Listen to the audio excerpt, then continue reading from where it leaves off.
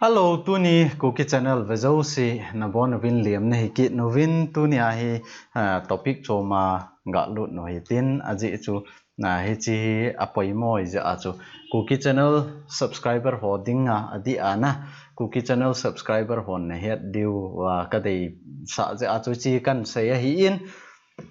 Part masa video to Windows activate ding done. In a say win a hele mi tampin comment and ball win. His to hichi video he can see ma he in.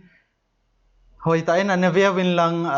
ikihil chin na ding by chi video ong kisi ma he in. Comment also ana simleo to na head de he in ipi comment ham na. Thì chuan het dewa hi ni chapa Stephen Haukip kitepa le chalaya mimi siku kitepa holoi comment ho cho anavele le chun het dewa hi in na cho chun het dewa hi in khat chapa Stephen Haukip kitepan aseina a chu anavele chun main topic pa chu hichin a zo zo wa sei a he hichi Cookie Channel pa hana zo zo sei hanan zo thap mo he ken hichlai Cookie Channel la hi ấy mà mi nắm sunga mi zol hep na ding le nang ho computer hack na ding a I ma cha ka si ma poi mo ana phat chom na diwa na het no mo vai hi le hi chi chu ana ve jiwin lang ana ke ball in ka ti thu hi in na no lo wa yong le na ball da thai hi I ma cha si na poi mo a phat chom na nei ho ding a bo hong ki se ya hi in aban ki teng le chalaya mi siku ki ti pa na comment hi anasim kit leo chon het dewa hi na aman ichalaya na computer chu ibola activate na ke bol lova hita chu mi na sei le hamati ken ka computer ke ma personal computer pa ho ka laptop pa ho ka ha ja pian hi in chi hu activate ki bol sa hi ichpa hu internet to phat changa ki connect ai je in I ma cha asi na poi ni chu hu ka activate sa hi ahin la ni chi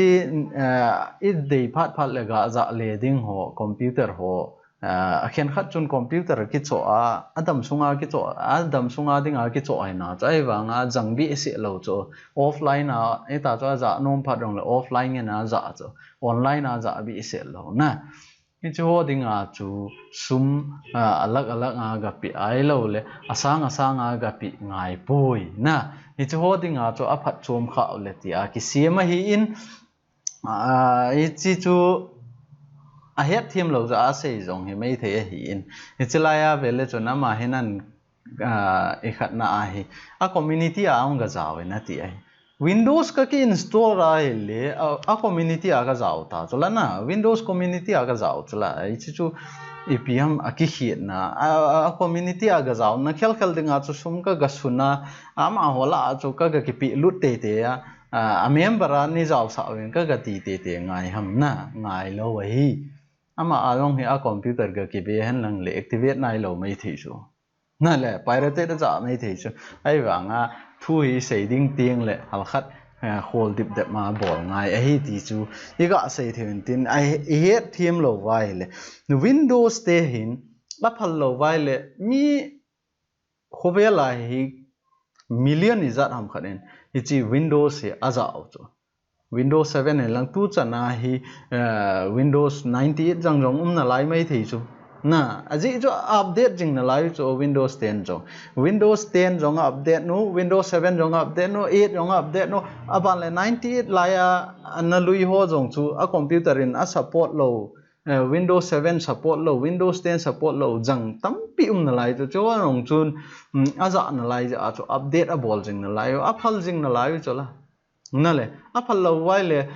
to Windows activate lo zo si close pi o han lang hele ipiham business na business chu chi business in tin ama business tampi a loss deu chu khat veina computer Windows na install internet na connect wa khu a he poi ti hit ta a community ana ga jaw ta chu ama ho community la a khu na min jong ga jaw zo ke ta chu ama rong hi cha jangin hi chi to bang version na jange ti hu iza kaya man di tel ne yu so chewa cho a chom be a community aga ki register na ding dong I ma cha di lo hi hi chu ba na chu phan ma sa chu ga sei le han ni chala yong video a chu in save in China te apps ibola India ten iban pi oham aban pi ham na aji chu apps is a while amount information is a kai nei chu chitu banga chu apps se ga za ang chu information na nei thewa le na Windows chu na operating system chu Windows ai ai le ibola na information na nei lo dong abona nei so ke yo hi ne de wei na van na ki cho ting le branded khel na ki cho jiam branded khel ki cho lo hi a house ten branded ki cho wa an nei lo ten chi second hand rong ki cho a ki van ji ai mi zo si ki bang lo ai je a chu ne het thim de wa hi thil khat e bola ile hi chi khel chu ga bola hi chi khel chu na bol the he thi na am lo hi ken Windows ka activate lo je a chu mi zo si ko ma ka sei thei poi ti na jong I ma di lo ai net thim ding wa kan se hi in koi ma cha engot na le ngai si dinga ki se a hi po in apan le comment nan bol te ngole a khen khat ki reply a khen khat ki reply lo ai ipj nam ti le akan na lo ding chu ki reply lo chu zu kham khat na ko maung hen lang anan ki na api le chu nang a ki e ba chat nei on chala nya le azu kham pa ong I chom lo nang ong I chom lo na ki ba hon ta ai ti ja chu khen khat comment chu akan na poi ti o chu ki reply lo hi in a hin la na a het lo na ipiham khat au manin do vai le chun reply ki bol chula na le reply ki bola na comment na hoya le like ki bol pi chula diam ken apple ka za mana chu mizo se chu apple ki chowen ta ka force na ding jong I ma lo ai BMW car khatna ka to mana chu mi o seong chu ka mu sit thei hi lo chu ka BMW chu hoya ko na hungam ti ki khol hen lang le ni chi me vai cho suma ko na chu kana ki cho ong hi mai thi ai ti za chu mi negative rong ngai positive rong ngai mi hau sang mi vai rong hi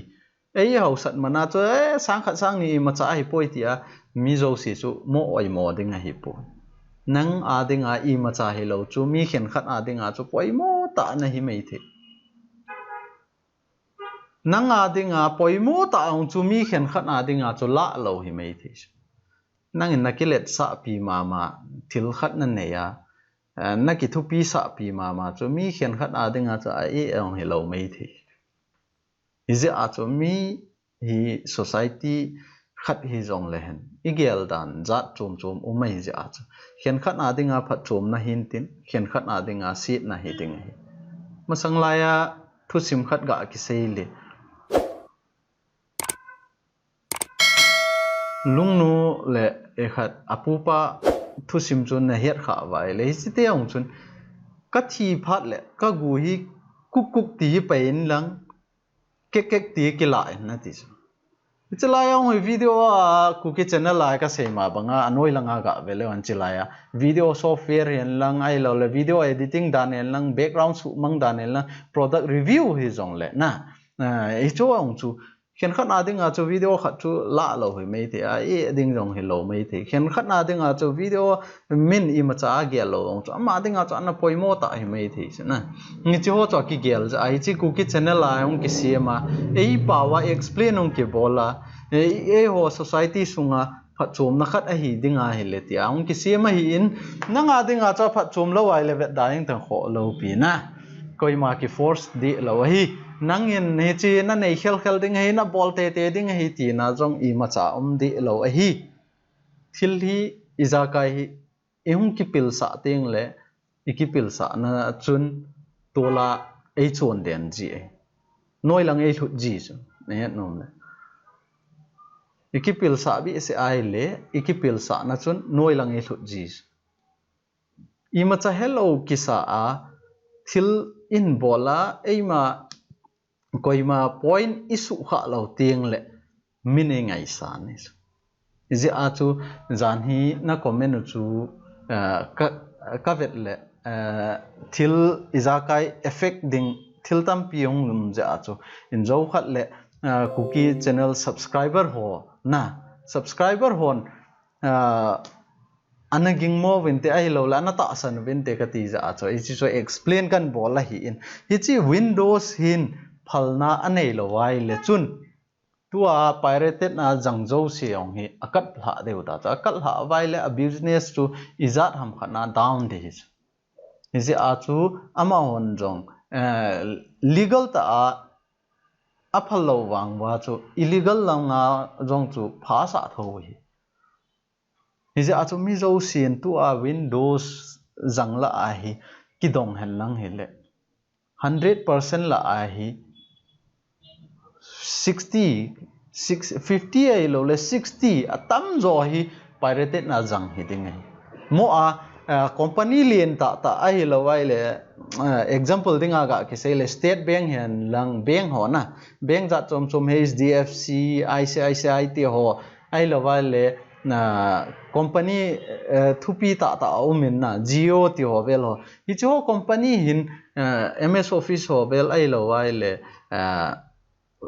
ichi Windows a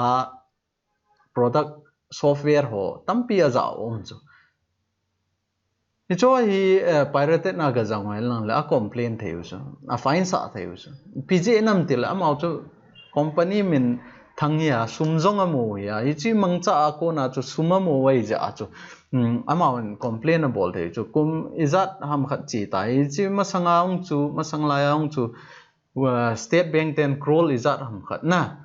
news chu an aveleu chu namu de wa hen crawl izat ham khat fine a bol chu ije nam tile Windows activate lo je wa MS Office activate lo wa za je wa chu ichi MS Office je a chu ana fine ai na hita chu mai Windows te ong hi mingol hello hi mi pil la hi win aban teng le mi hi a het no hi ama hi tin ke bol hen nang hi le hi chi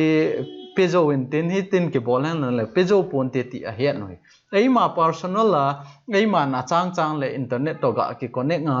ai lo wa la chang computer ki janga phat changa ki jang jong le offline a ki jang jing hodinga chu ni chi sum asang ga sena ni chi activate khel ngai lo hi izi a chu ai chu hodinga chu aphat chom kha le ti ai chi video ang ki siam hi in nang man ni chi chu activate bolte te en ti ang kain seina a hi di poi ti chu tunia hi ega sei chi no in tin itiam khana isei hiel isei valo maung le ane he the mo hetin na mo a cookie channel subscriber ho hi nga kain he sa nom chu hi chi chu hi in aban ting le hi chi video hi khen khat chun video masalang ho chu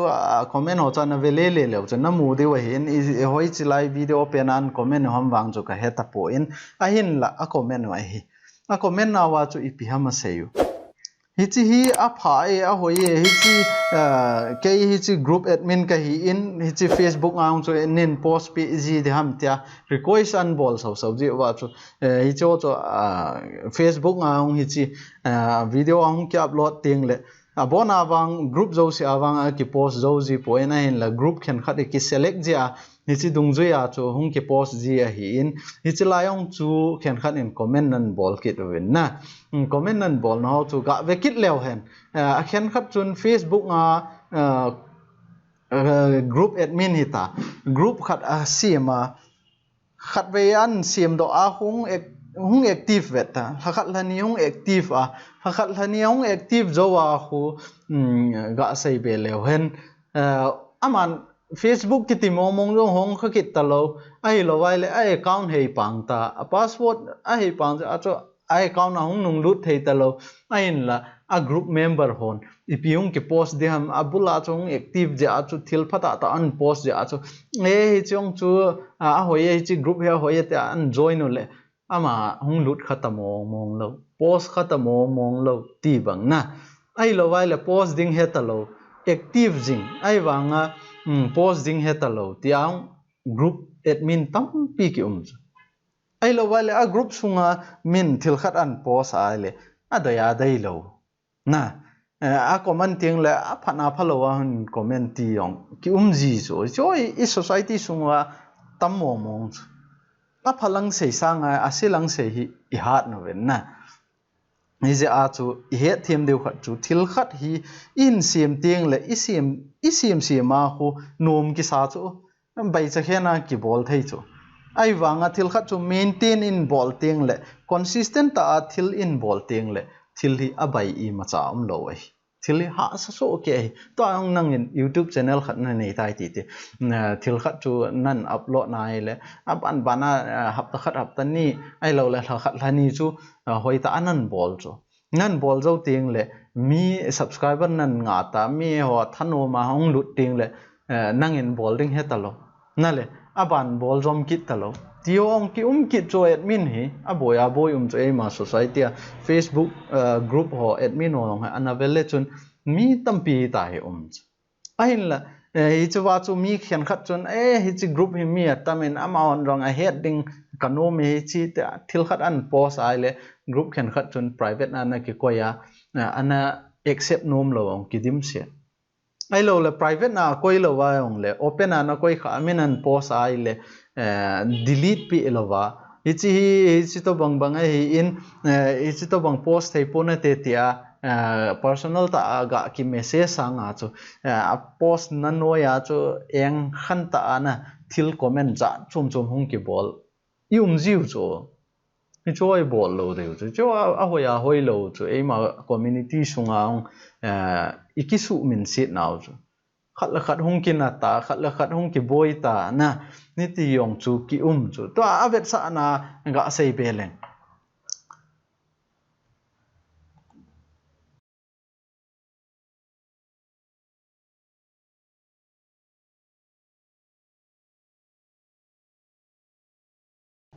hi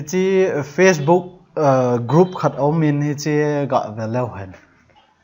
chin cookie mi zo tin home he ascop he ale na len he abal a member song he ga vele chon mi zo aban chin yong cookie yong ki mai na ichlaya member yong atama tame ichlaya hi jan ha chu thil khat ka ga post ai le ichlaya admin khat le member khat ki ho na khat na